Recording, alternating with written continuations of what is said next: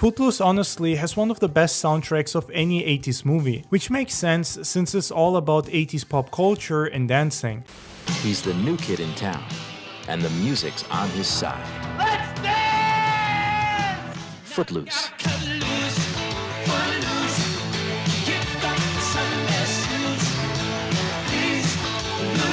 The dancing here is awesome and fun to watch. You can clearly see how it was carefully choreographed, and those moments are among the highlights of this movie. It makes you want to get up on your feet and dance yourself.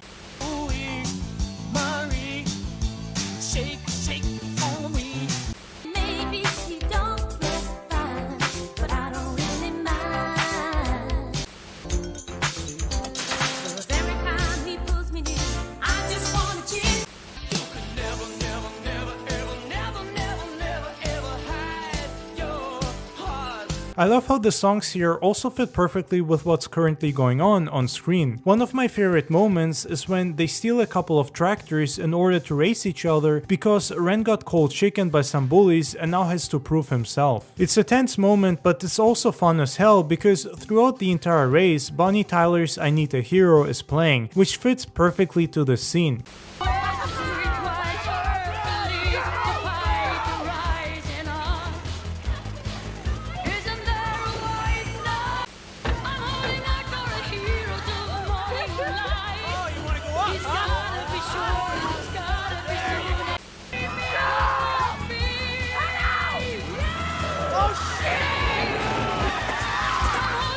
I have no idea how they managed to steal these tractors and do this race without anyone else seeing or noticing them, not to mention that it wasn't the first time such a race had been done.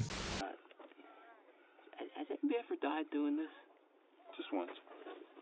This movie lives through its music, and it's amazing how they managed to find the right singers for it, making the sound of Footloose so iconic. It's one of those things that are impossible to recreate, and honestly, I'd have no idea how any modern movie would be able to pull off something similar. Let's dance!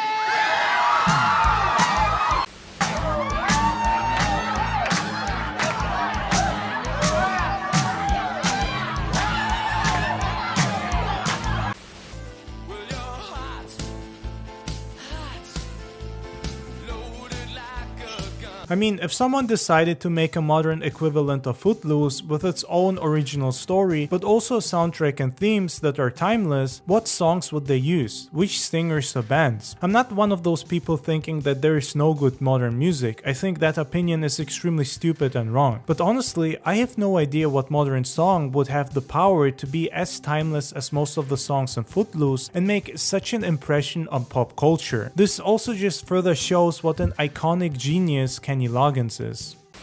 Gotta cut loose, foot loose, kick off the Sunday shoes. Running away will never make you free.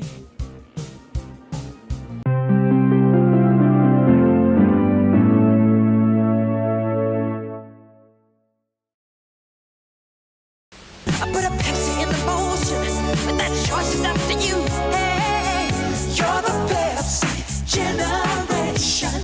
Paramount Pictures presents Kevin Bacon, Laurie Singer, Footloose, rated PG. Starts Friday, Man National Westwood, Man Chinese Hollywood in a theater or drive-in near you. Footloose is an amazing movie that is still relevant today and doesn't feel outdated at all, despite being 40 years old at this point. The story, the acting, the soundtrack, and the dancing are awesome, and it's a movie that has everything you'd want to see from 80s pop culture and teenage drama. Yeah, well, I haven't noticed the wet t-shirt contest in town yet. Yeah, well, I haven't either. But I'm waiting, patiently. What's on, is it Rent? Rent. You wrap those skinny legs around anybody, won't you? Shut up! Is that what I get? Huh? I treated you decent. What makes Footloose so great is the situation that the main character finds himself in and how the movie balances between being about dancing, teenage drama, 80s pop culture, and a serious lesson on religious restrictions. Ren moves to a town that is in the middle of nowhere, with half the population either being rednecks, bored teenagers, or fundamental Christians. The Christians clearly have the town under their control and are led by a pastor whose father to a rebel daughter managed to ban music and dancing after a few teenage teenagers had a horrible accident while drunk driving from a bar. You won't get any of that here. What's that? Dancing. There's no dancing, right? That's right. Why? It's illegal. Started when a bunch of kids got killed in a car wreck. Whole town went bananas, blaming it on the music and liquor and dancing.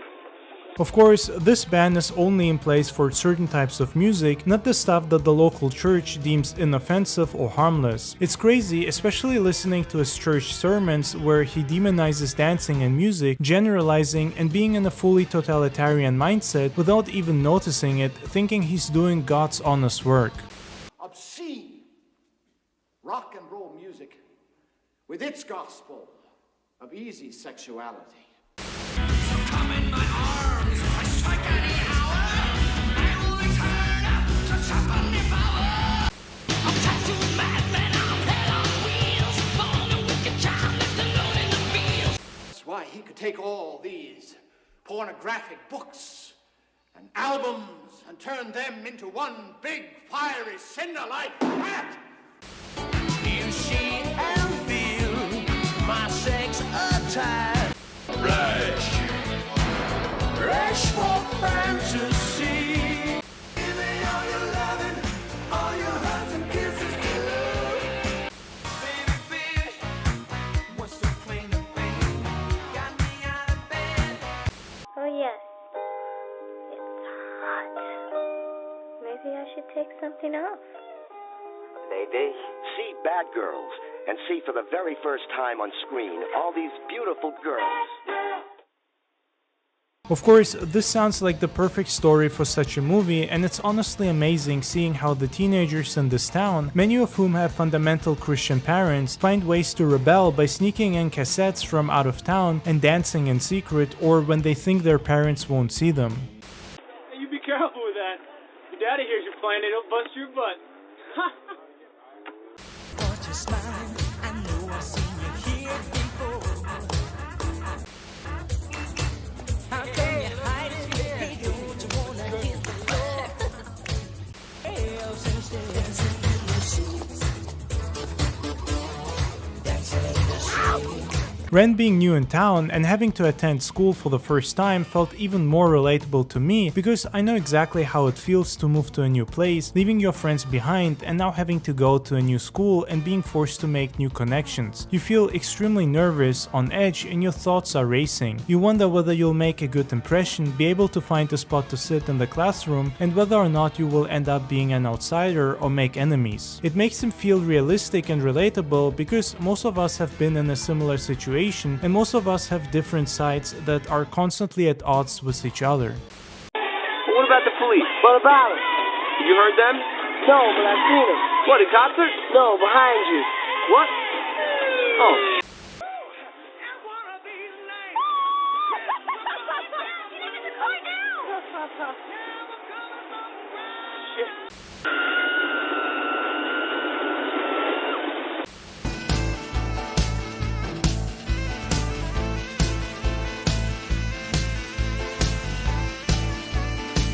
What's interesting is how, at the time of this movie's release, there was a crazy conservative group called the PMRC who was trying to ban a lot of popular music and was especially butting heads with heavy metal. They were speaking out in favor of heavy censorship, accusing these bands and songs of Satan and demon worship, as well as being a danger to society and a band influenced on children and the youth. They were led by Tipper Gore and clearly batshit crazy.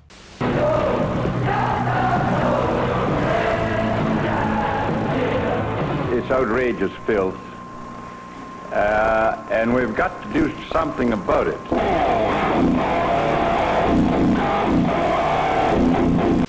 The outrageous edge of rock and roll has shifted its focus from Elvis's pelvis to the saw protruding from Blackie Lawless's codpiece on a Wasp album. Come on and do the jailhouse rock with me, rock. The prison band was there, they began to wait.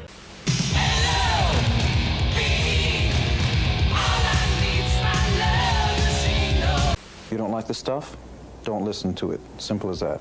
Watching Footloose, most of the adults here have basically most of the same opinions and behave the same way. They can't be reasoned with, they refuse to listen to you and don't care what you have to say. They strictly follow their own nonsense and try to drag everyone else down and make them miserable. I don't know what good that would do. You don't listen to me anymore, you listen to her. Oh!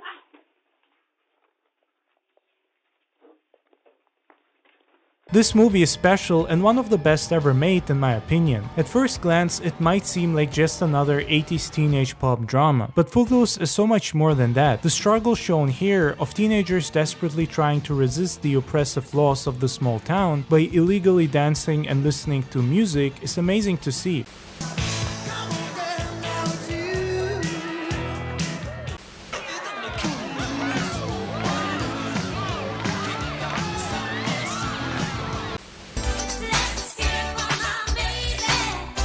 It also shows how religious totalitarian thought will eventually always escalate to more extreme things. First they banned music, then dancing, and towards the end of the movie they were trying to ban and burn books, something that even the pastor found extreme and a moment that made him stop and start to doubt himself. Wait a minute, all everybody listen to me. When you burned all of these, what are you going to do then? Chris, take these out of here. Satan is not in these books. Which also shows how much deeper the characters here are, because the pastor seems like a villain or an antagonist throughout most of this movie. It took Ren assembling most kids in the town hall to finally show him the error of his ways and bring some light into his life. Leaping and dancing before the Lord. Leaping and dancing. If we don't start trusting our children, how will they ever become trustworthy? Join me to pray to the Lord to guide them in their endeavors.